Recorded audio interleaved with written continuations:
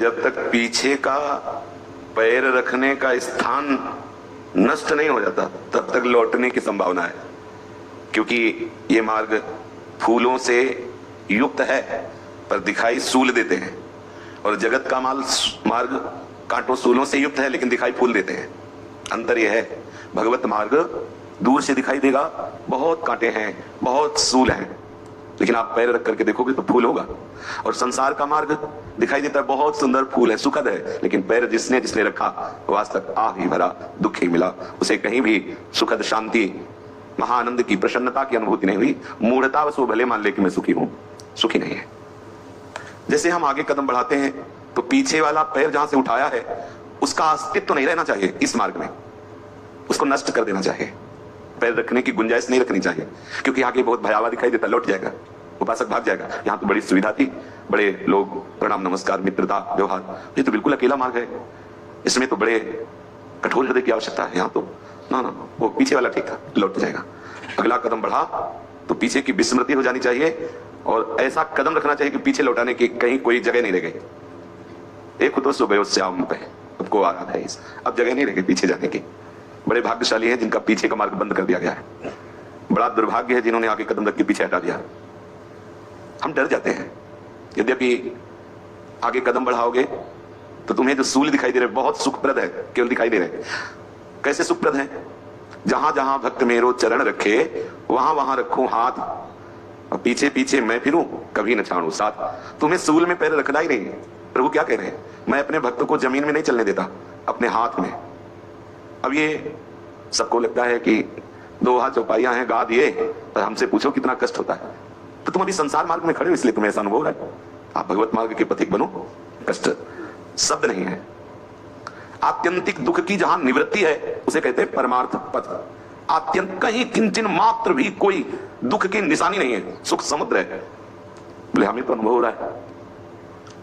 संसार का स्वरूप बिल्कुल छोटा सा समझ लीजिए, समस्त ब्रह्मांडों का एक ये नमूना है। जैसे हम किसी ट्रक के माल को देखना चाहें कि बोरों में कैसा लदा है तो परखी डाल के देखते हैं, उस नमूने से पता चल गया पूरा माल कैसा है। पूरे ब्रह्मांड का ये नमूना है। शास्त्रों में पढ़ के देखो तो उधर में समुद्र, अमुक अमुक अमुक देवता, सब इसी में विराजमान वर्णन है। अब इस शरीर से राग छूट जाए तो आप परमार्थ के पथिक, और शरीर में राग बना हुआ है तो संसार के पथिक। हमारे अंदर भावना होती है कि हम परमार्थ के पथिक हैं, पर हमें सुख संसार का ही चाहिए।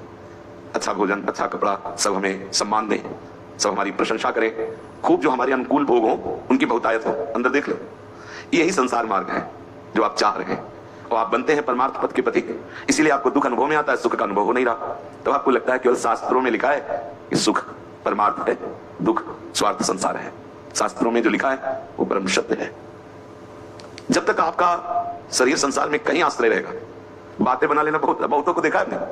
इसीलिए कहते हैं बच्चापन से बहुतों को देखा है, इस नेत्र के सामने से करोड़ों खोपड़ियां निकल गई। हाँ हाँ, दंडवत प्रणाम, ज्ञान बगाड़ना, बुद्धि बगाड़ना, और गंभीर होकर सबको देखते रहे, निकल गई। परमार्थ की चढ़ाई पर बिरला ही कोई करोड़ों में एक चढ़ता है, नहीं तो परमार्थ की आड़ में वासनाओं का पोषण करते हुए अगर कोई कृपा है तो हो जाए। परमार्थ की आड़ में अपनी वासनाओं का पोषण करते हुए अगर कोई है हेतु की कृपा तो हो जाए, हमारी ऐसी मांग रहती है। सच्चे परमार्थ के पथिक का स्वरूप यही है, जो निश्चय किया उस पर अडिग है। तजौ न नारद कर उपदेशो आप कहें सतबार महेशो। जब अम्मा जी से सप्त ऋषिगण कहते हैं कि परम सुंदर दूल्हा दिलाएंगे, कहां ये बाघंबर चिता भस्मा लेपो गरल मसनम दिग्पट धरो, ऐसे को तुम वर्ण करने की बात सोच ली। तपस्या छोड़ो, हट छोड़ो, शिव की प्राप्ति की बात छोड़ो, तुम्हें दूल्हा प्राप्ति कर लेना, बहुत सुंदर दूल्हा। सारे देवता जिसे नमस्कार करते हैं भगवान श्री हरि से हम प्रार्थना करेंगे, तुम्हें समर्पित करवा देंगे। बिचौलिया हम है, सप्त ऋषि कहते हैं, बस तुम हाँ बोलो। माता की निष्ठा जगदम्बा है ना, भगवान शिव की प्रिया है। क्या कह रही है?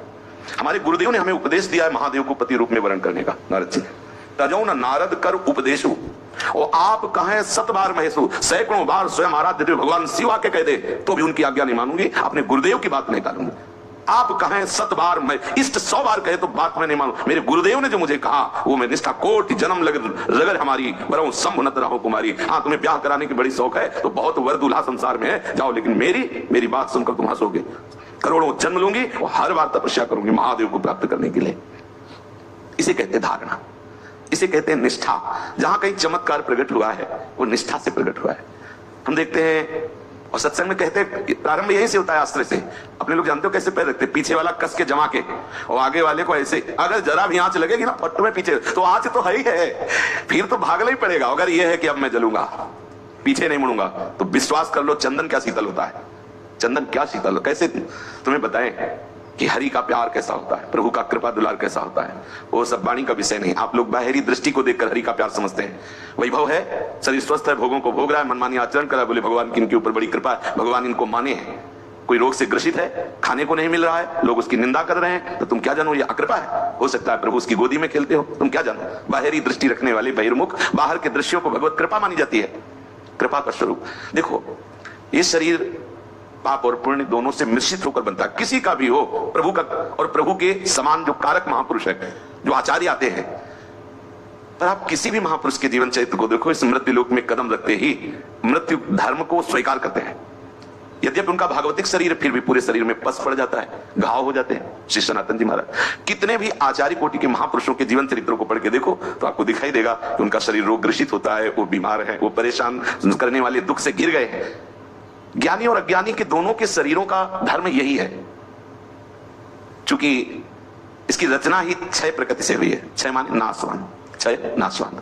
अक्षर अविनाशी स्वरूप इस क्षर विनाशी को स्वीकार किए हुए ही व्यवहार बरत रहा है। ज्ञानी दृष्टा रहता है, भक्त समर्पित रहता है। दोनों इसके द्वारा प्राप्त दुख सुख को धैर्य पूर्वक सहन कर लेते हैं, ना हर्षित होते हैं, ना शोकित होते हैं।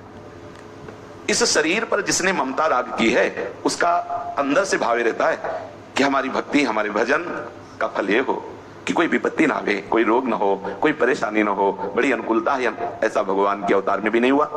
तो अरे अज्ञानी, तुम्हारे जीवन में ऐसा कैसे हो सकता है? कोई कितना भी उपाय कर ले कि रात ना आवे, पर ऐसा हो सकता है क्या? रात तो आएगी।